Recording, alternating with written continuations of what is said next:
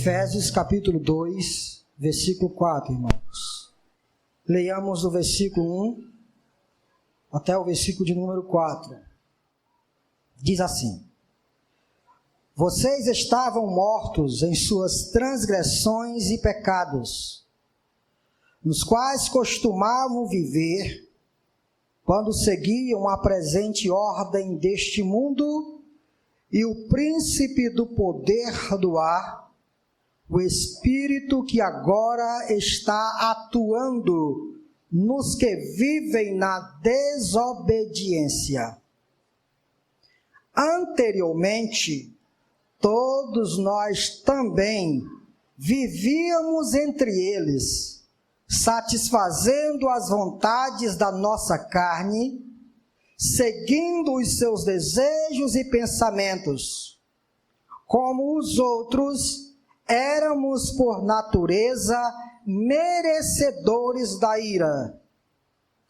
Todavia, Deus, que é rico em misericórdia, pelo grande amor com que nos amou, deu-nos vida com Cristo, quando ainda estávamos mortos em transgressões. Só até aqui, irmãos.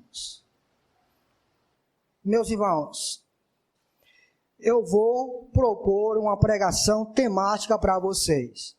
Eu vou pegar a síntese aqui que está nesse texto, desse parágrafo. O que esse parágrafo tem a dizer para nós? O que Paulo quer dizer no capítulo 2 de Romanos é que o estado que antes os crentes estavam era um estado de morte. E agora, a graça tendo sido derramada sobre a vida desses indivíduos, eles saíram de um estado de morte e agora eles estão no estado de vida.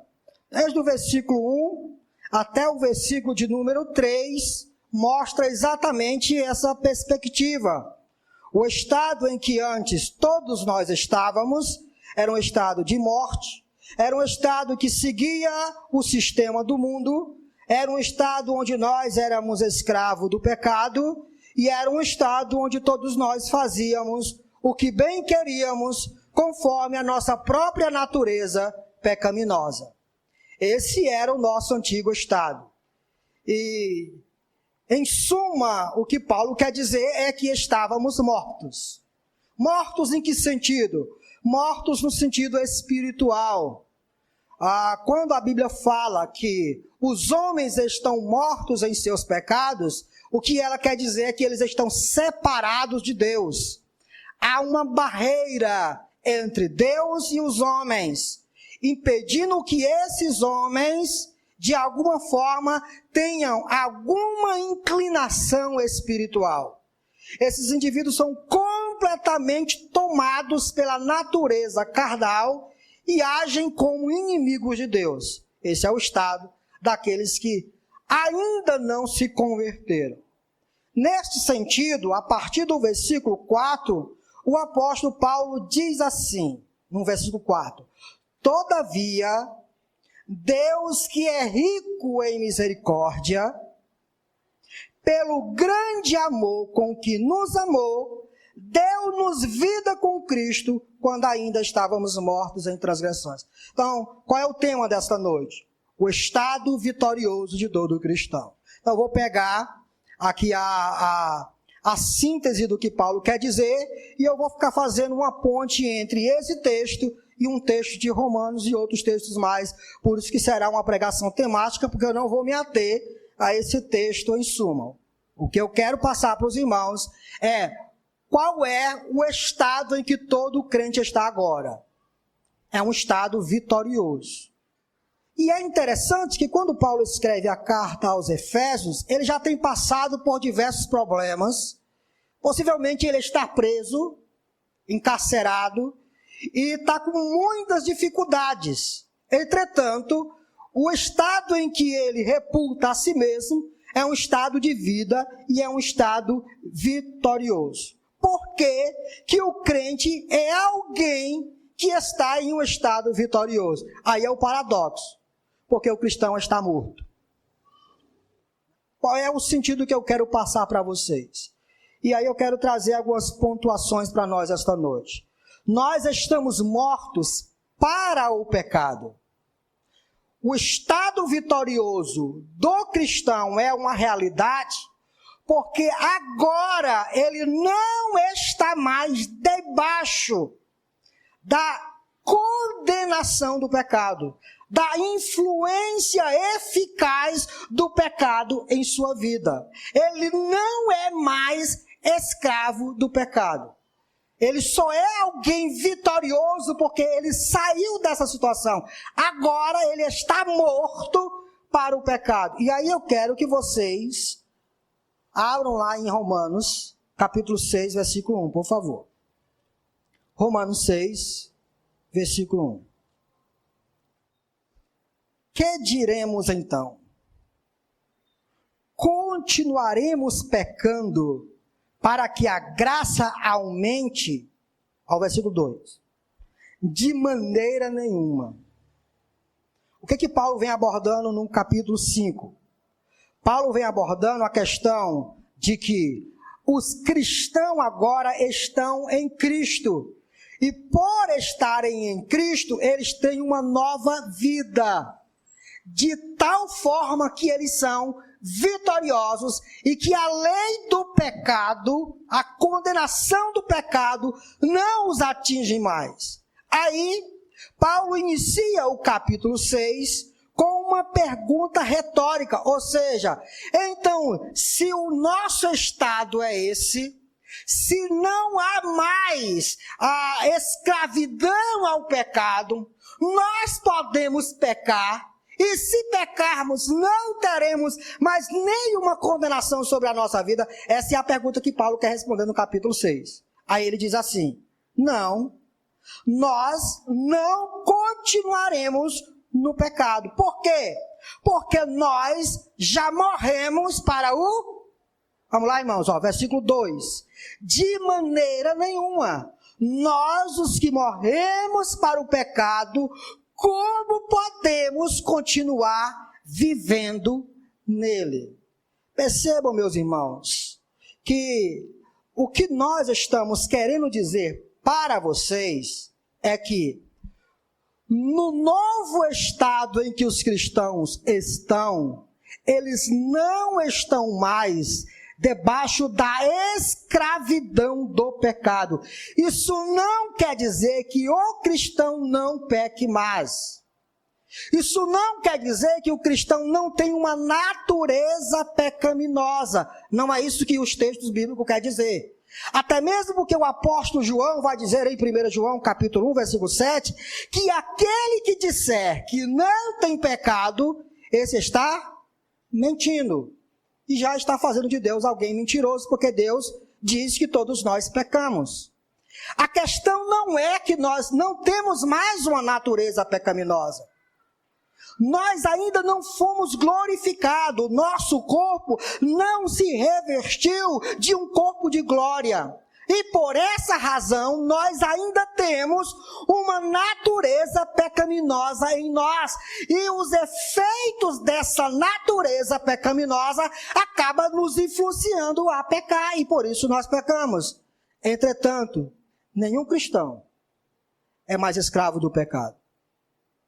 Todos os cristãos já foram libertados de uma vez por toda do domínio do pecado. Eles morreram para o pecado. Isso se explica quando você lê Romanos, capítulo 8, leia comigo por favor, Romanos, capítulo 8, do versículo 5 até o versículo de número 9, leia comigo, Romanos 8, versículo 5 diz assim: quem vive segundo a carne, tem a mente voltada para o que a carne deseja.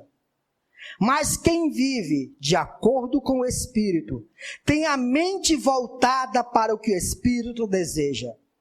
A mentalidade da carne é morte, mas a mentalidade do Espírito é vida e paz. A mentalidade da carne é inimiga de Deus, porque não se submete à lei de Deus, nem pode fazê-lo. quem é dominado pela carne não pode agradar a Deus. Aí o que Paulo diz no versículo 9? Entretanto, vocês não estão sob o domínio da carne.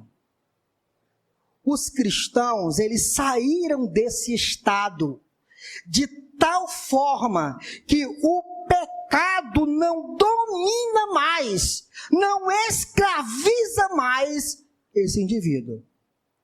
E é claro, irmãos, que infelizmente alguns de nós, para validar o pecado e de alguma forma deixá-lo menos pesado em nossa vida, nós insistimos em dizer que eu peco porque eu sou um pecador, eu peco porque eu não posso vencer o pecado.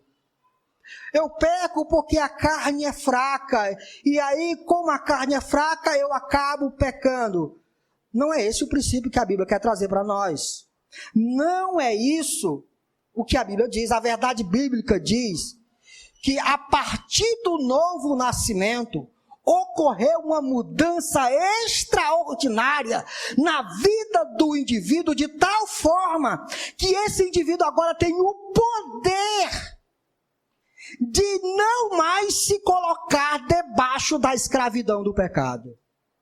Se ele se coloca por sua inteira vontade e negligência. Antes, todos nós estávamos debaixo de uma condição de posso não parar de pecar. Mas a partir do momento em que houve a transformação em nosso coração, o estado em que agora nós estamos é um estado vitorioso.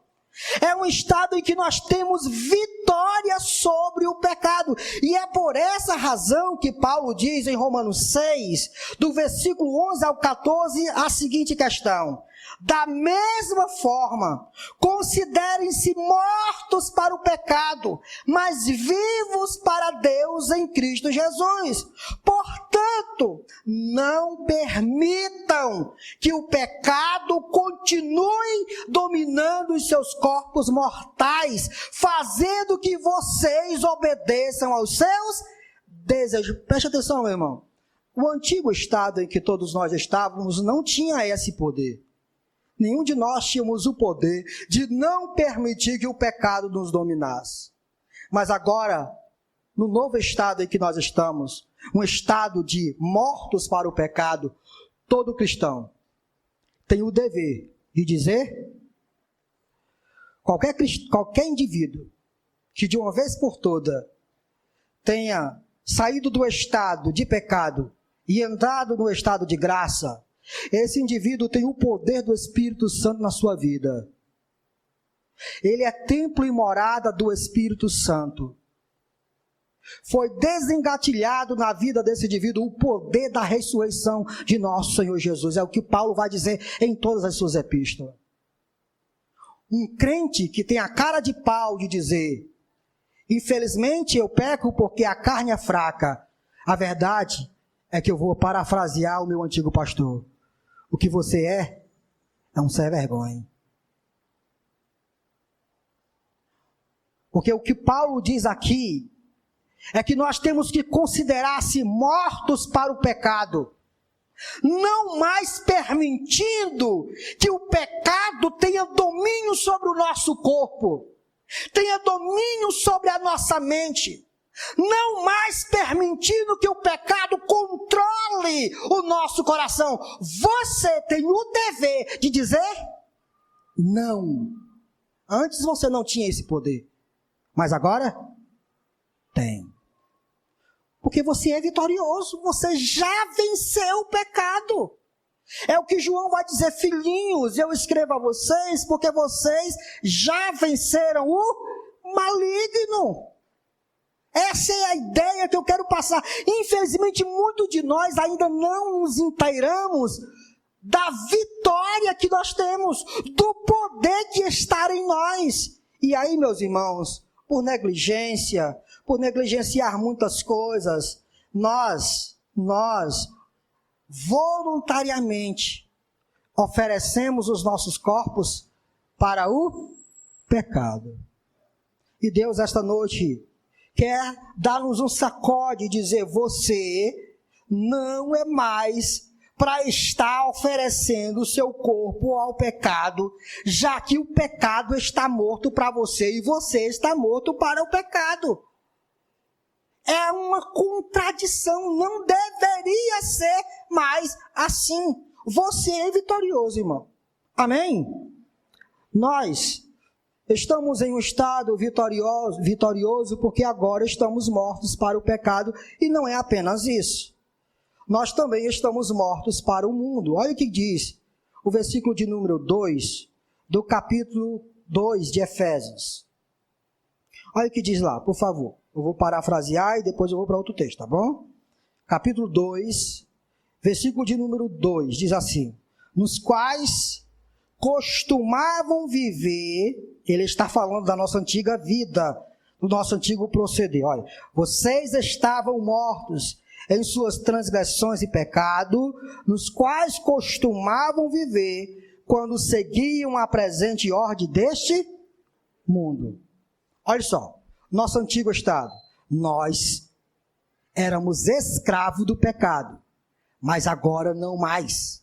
Nós agora temos o poder de não deixar que o pecado domine o nosso corpo, porque morremos para o pecado. Não apenas isso, nós não mais podemos ser controlados pelo sistema do mundo. Antes, nosso destino, nosso rumo era deixar-se ser guiado pelo mundo. Nós seguíamos o sistema, mas agora não.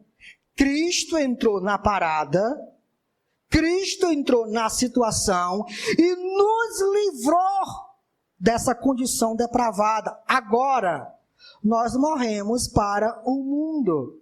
O pecado, meus queridos, era uma força incontrolável que nos dominava, porém ele não fazia isso sozinho. Além do pecado, havia todo o sistema mudando. Mas agora o que foi que aconteceu em todo cristão? O que há em todo cristão? Há uma nova mentalidade.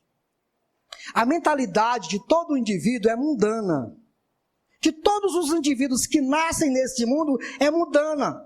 Eles seguem a ordem deste mundo. Entretanto, quando acontece o novo nascimento na vida dos filhos de Deus, esses passam a ter uma nova mente, um novo guia. E aí eu levo vocês para Romanos capítulo 12. Abram lá comigo, por favor. Romanos 12. Se antes estávamos debaixo do sistema do mundo, agora não mais. Capítulo 12, versículo 1, que diz assim: portanto, irmãos, rogo-lhes pelas misericórdias de Deus, que se ofereçam em sacrifício vivo, santo e agradável a Deus. Este é o culto racional de vocês. 2. Não se amoldem ao padrão deste mundo. Olha aqui, ó, irmãos, olha para cá. O que a palavra amoldar significa? A ideia é tomar uma forma. Tomar uma forma. E olha o que ele diz: não tomem a forma, não se amoldem ao quê? Ao padrão deste? A gente, todo indivíduo ele já está moldado. Todos os indivíduos que nascem neste mundo já nascem com um padrão. Que padrão? O padrão do mundo. Toda criança, todo adolescente, jovem, adulto, homem, mulher, todos eles já têm uma forma. Só tem duas formas. No reino espiritual e no reino de Deus, só tem duas formas. Uma é a forma que é Cristo. A outra é a forma que é o mundo. Não tem uma terceira forma. E o que o texto está dizendo? Já que agora vocês não estão mais no padrão do mundo, vocês têm uma outra forma. Porque vocês foram resgatados por Cristo. Qual é o dever de vocês agora? O dever de vocês agora é não se deixar a moldar. Vocês não estão mais no sistema do mundo. Vocês morreram para o sistema do mundo, para a mentalidade do mundo. A forma de viver de vocês agora é uma outra completamente diferente. Não é mais a forma secular. Como você pensa, como você age, como você reage às situações. Não é mais aquela forma passada de pai para filho. Você tem uma forma agora. E que forma é, irmão? Cristo. Como é que a gente faz isso? O texto diz, irmãos, olha o 2.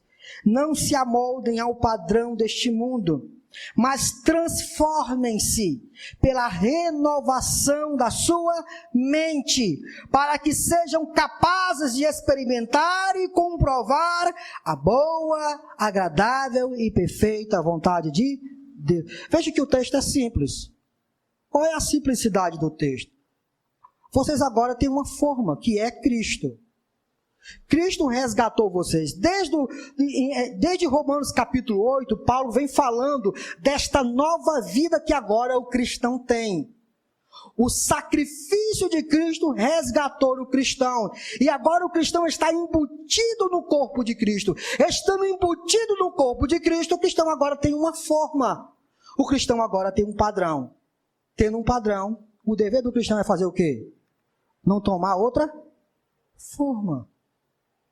Isso é impressionante, meus irmãos, porque simplesmente, quando nós resolvemos abandonar o jeito de pensar bíblico, o jeito que a Bíblia nos ensina, por exemplo, eu vou trazer um exemplo para vocês. Só um exemplo muito simples. Um jovem com uma jovem, não, um moço com uma moça. Eles estão na igreja e eles servem a Deus de forma fiel.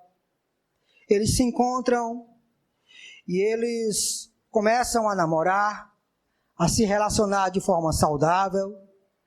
Então eles começam a fazer planejamentos. Que planejamentos? Nós só iremos casar quando nós tivermos nossa casa, terminada a faculdade, ter um emprego, aonde, irmãos? Aonde? Bem firme aí, como é o nome mesmo? Federal? Ter um emprego federal. O problema desse jeito de pensar não é que esse desejo seja ruim. O desejo em si não é ruim. Entretanto, lá no fundo dessa forma de pensar, esse casal está colocando toda a segurança da vida e do relacionamento dos dois numa vida próspera. Dessa forma, esses dois jovens estão desprezando que quem sabe o que Deus quer para os dois é que os dois construam a vida aos poucos. Quem sabe? O que eu estou querendo dizer é que muitas vezes a forma de pensar, a forma de raciocinar, deixa de ser uma forma bíblica, deixa de ser uma forma cristã e passa a ser uma forma mundana. Os cristãos começam a se amoldar ao jeito, ao padrão do mundo. O mundo é assim. A segurança do mundo está exatamente nessas coisas. A segurança do mundo está em uma boa casa, em um bom salário, em um bom emprego e assim sucessivamente. Essa é a segurança do mundo. Quem é a nossa segurança? Deus, Cristo. Com isso eu não estou dizendo que nós devemos ser irresponsáveis. Não estou dizendo nada disso. O que eu estou dizendo é que na raiz da questão, o que nos move, o que nos faz sair de casa, o que nos faz levantar da cama, muitos de nós estamos sendo dominados pelo jeito do mundo, escravizados pelo sistema do mundo, trabalhando cada vez mais pelo pão que apenas perece e assim deixando as coisas essenciais da vida. O que nós encontramos hoje são homens e famílias inteiras suando, comendo o pão que o diabo amassou, atrás do vil metal e esquecendo coisas essenciais da vida. Esse sistema mudando, modo de pensar do mundo. E o que isso acontece? Acontece porque muitos de nós nos deixamos amoldar, tomar o padrão deste mundo. Um exemplo, outro exemplo. Qual o sentido? Me perdoem aí, por favor, mas eu vou ter que... A aplicação acaba surgindo isso. Qual o sentido de eu pegar meu celular, me arrumar, emperequetar, depois tirar uma selfie, fazer um bico assim, e jogar no Facebook? Qual o sentido de eu empinar a bunda, bater uma selfie e colocar no Facebook ou em qualquer rede social? Qual o sentido de eu ir para uma praia, vestir um biquíni, tirar uma foto e jogar nas redes sociais? Qual o sentido disso, irmão? O que eu estou querendo com isso? Qual é a razão disso? Qual é a razão disso? Por que nós nos amoldamos tanto ao mundo que para entrar no banheiro e fazer 1 e o 2, a gente bate uma foto como se dissesse, estou fazendo 1 e o 2. Vai comer, bate a foto, estou comendo. O que é isso? Que ânsia de aparecer é essa? Isso é o mundo moderno engolindo as nossas vidas. Há um buraco tão grande no coração dos mundanos que eles têm que fazerem isso para aparecer. Eles têm necessidade disso, porque eles só se encontram realizados quando eles fazem essas coisas. Neles isso é normal. Mas de nós não deveria ser. Não deveria ser. Nós não precisamos aparecer em nada. O corpo de um homem casado, ele deve ser bem visto para com a sua esposa. E o corpo da sua esposa deveria ser bem apreciado para com o seu. Mas a gente vai para a academia, olha aí o que eu estou fazendo. O que é isso? Como é o nome disso? Deixar-se amoldar ao padrão do mundo. Não deveria ser assim. E outra coisa, por que nós somos vitoriosos? Porque não estamos mais debaixo da lei. Olha o que diz Romanos, capítulo 7, versículo 4. Vamos ler 7:1, por favor. Meus irmãos, falo a vocês como a pessoas que conhecem a lei. Acaso vocês não sabem que a lei tem autoridade sobre alguém apenas enquanto ele vive? Por exemplo, pela lei, a mulher casada está ligada ao seu... Vamos lá, pela lei, a mulher casada está ligada ao seu... Enquanto esse marido estiver vivo. Esse texto não está falando de casamento e divórcio. Quem utiliza esse texto para falar disso está deturpando o texto. Veja todo o texto que você vai notar o que Paulo está falando. Continua o texto. 2. Por exemplo, pela lei, a mulher casada está ligada ao seu marido enquanto ele estiver vivo. Mas se o marido morrer, ela estará livre da lei do casamento. Por isso, se ela se casar com outro homem, enquanto seu marido estiver vivo, será considerada? Porque pela lei ela está ligada ao marido. Então, se ela se casar com outro, enquanto o marido estiver vivo, ela acaba cometendo adultério. Está claro, irmãos, isso? Sim ou não? Está claro. Mas, se o marido morrer, ela estará livre daquela lei. E mesmo que venha a se casar com outro homem, não será adúltera. Por que ela não será adúltera? Escute, quando uma mulher... O texto não quer falar sobre casamento, mas ele quer falar sobre a lei do pecado, a lei que nos atinge. Por isso ele ilustra a questão da lei do casamento. A ideia é, o homem e uma mulher, eles se unem em laços matrimoniais e há uma lei que une esses dois. E essa lei diz que enquanto os dois estiverem vivos, eles devem permanecer juntos. E se por acaso essa mulher ou esse homem separasse um do outro e casasse com o outro, a lei que uniu esses dois diz que um desses dois está em adultério. Isso é uma lei. De tal forma que a única coisa que libera essas duas pessoas é a morte. Por que a morte? Porque a lei não alcança quem está morto. Estão entendendo, irmãos? A lei é para quem está vivo. Quem está morto não é mais alcançado pelo braço da lei. Por isso, se uma mulher casada com o seu marido tem a infelicidade do marido morrer, ela não precisa mais ficar subjugada debaixo desta lei, já que a lei não alcança mais o seu estado, porque o seu marido está morto. Está entendendo isso, irmão? Sim ou não? Sim, né? Aí, vamos ver do que Paulo está falando. 4.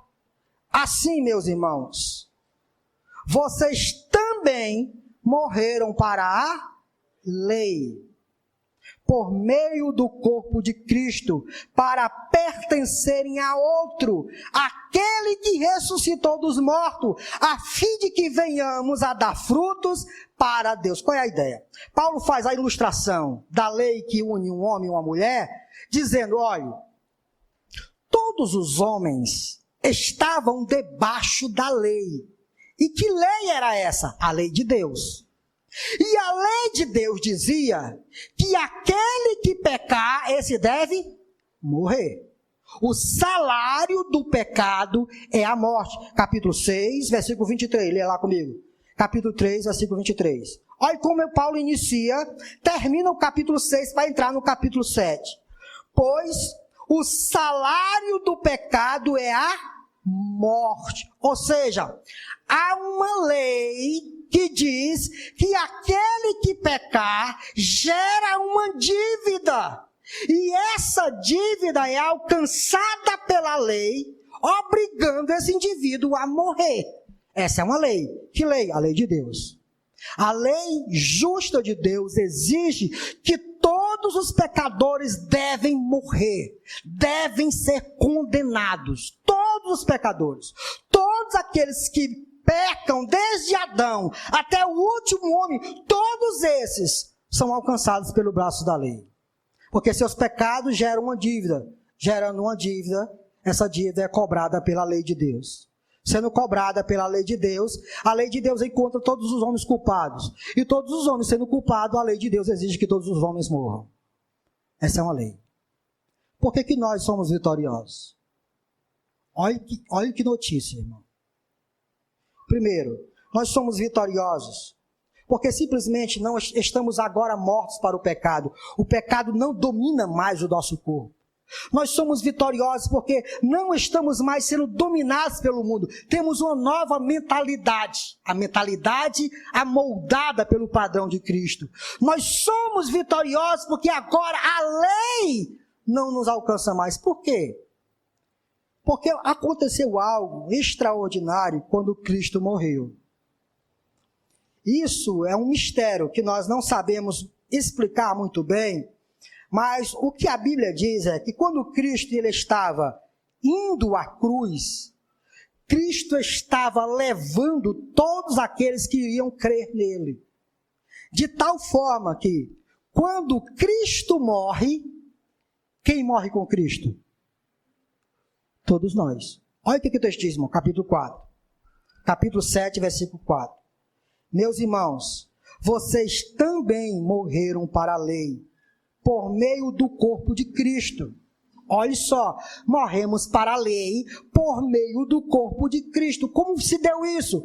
Quando a lei visitou o Filho de Deus na cruz, condenando a ira de Deus, ali nós estávamos com Cristo.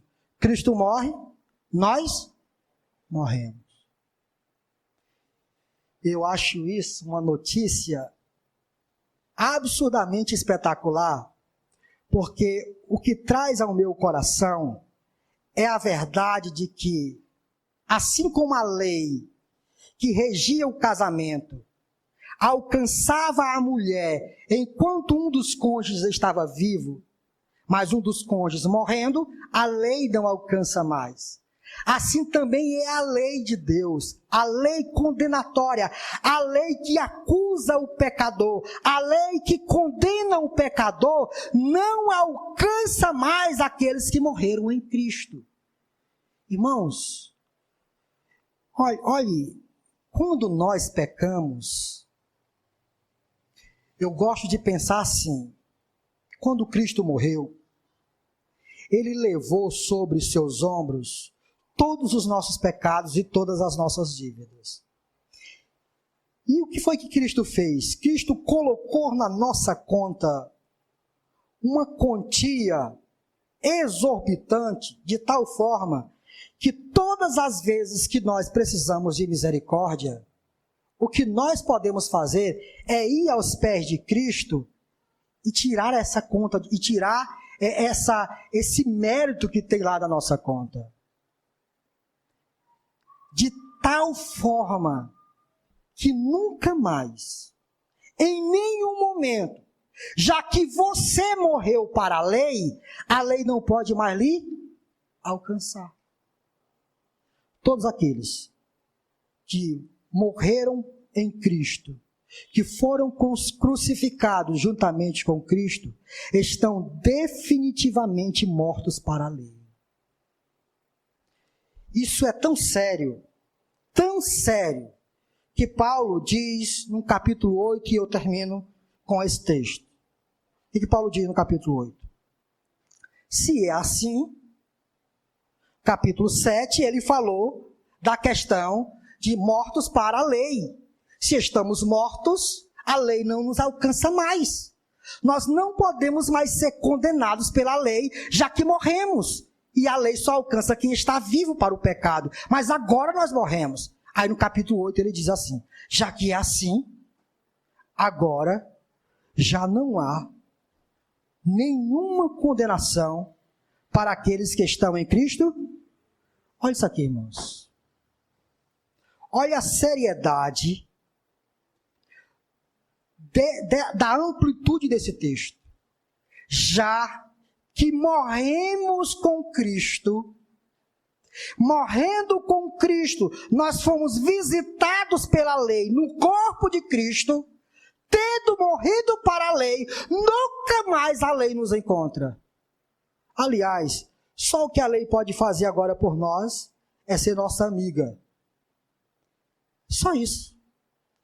E todas as vezes que você pecar, e pecar porque tem uma natureza pecaminosa, não porque você se mete em enrascada, porque tem gente que diz assim, não pastor, mas a Bíblia diz que Deus vai providenciar escape para todas as vezes que nós formos tentados. Preste atenção que aquele texto diz que Deus é poderoso para providenciar para nós um escape, mas olha a sequência do texto, que Deus não deixará que nenhuma tentação sobre-humana venha sobre as nossas vidas.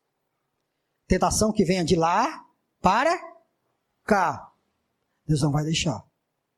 Mas escute, existem pessoas que simplesmente se metem na tentação.